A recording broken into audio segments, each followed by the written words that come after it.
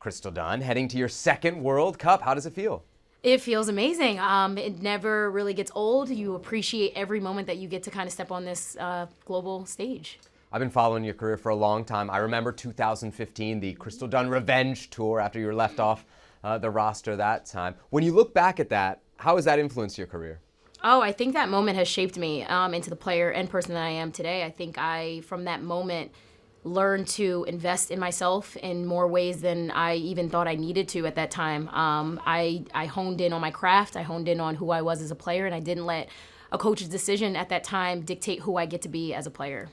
It's interesting because at that time, everybody was talking about you as an attacker. Of course, now you play a defensive role. Describe to me that transition and kind of how it was first put to you. Because from your days at North Carolina, I always thought of you as this kind of bright attacking player. I'm sure that's not something that comes easy. It does not come easy. I think it's something that I had to work through.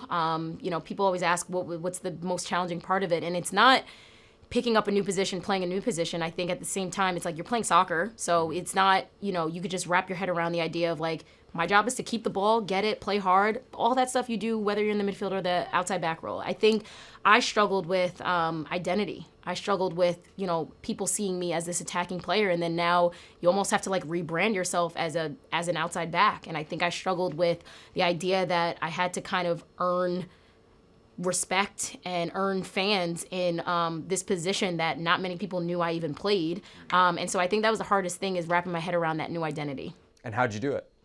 I just did what I could do, and that's just kind of ball out in the position. I mean, at the end of the day, how you earn respect is being consistent and playing at a high level. And I think that's kind of where I led into 2019, was just like this coming out party of like, this is Crystal Dunn, the outside back. Like, those that know me as Crystal Dunn, the midfielder, like, yeah, like she still exists from time to time. But I think playing on this team, it was about me kind of proving and showing that I can get the job done. At some point, and we know Vlatko's even talked about it. I think fans talk about it a lot. Like, a lot of fans want to see you further up the field. But now you could look around at time and say, well, I have to play left back because that's where the team needs me. Yeah. Now there are some other options.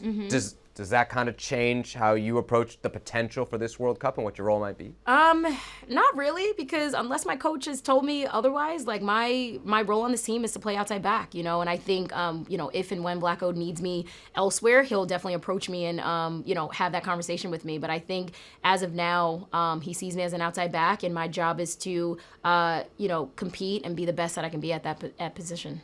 Do you feel a little bit hard done? Because I think like most players want to be versatile, and that's going to get you work.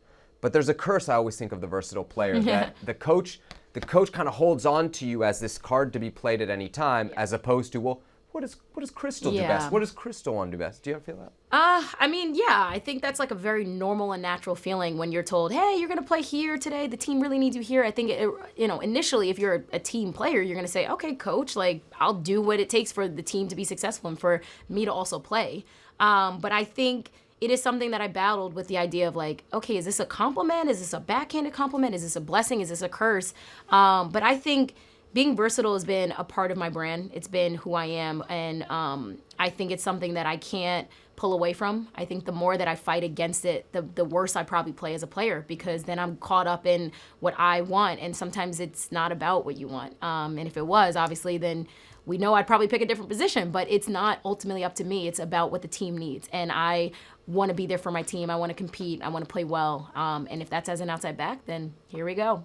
Can we dive in on parenthood a little bit? Because I'm so curious about the decision. It's a decision women face that men don't face. If a guy wants to have a kid in the middle of his career, there'll be an impact, I'm sure, but nothing compared to what you're going through. So when you're weighing that, like, what is that decision like?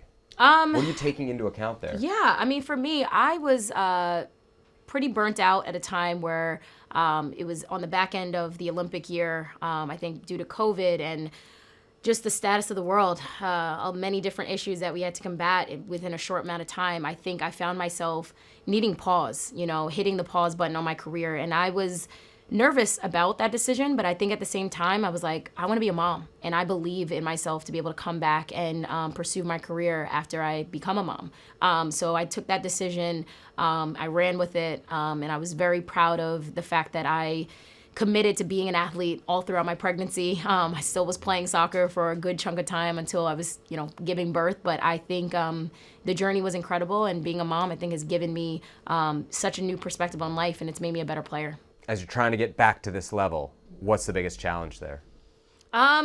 To anyone who's given birth and is coming back to pursue like a physical kind of job, I would say it's weird to treat yourself as like it's not like an injury, but you're like treated as if you're coming back from an injury. So I think that was the hardest thing, is like overall I was like, my knees and ankles and my body feels good, but like, why can't I play? And then you realize like there's so many physiological changes that go on in your body that you need to take time. You need to be okay kind of staying patient. And I think that was the biggest challenge, is like feeling like I can kind of wake up and go play, but I was like, maybe I should take another month, So that was hard.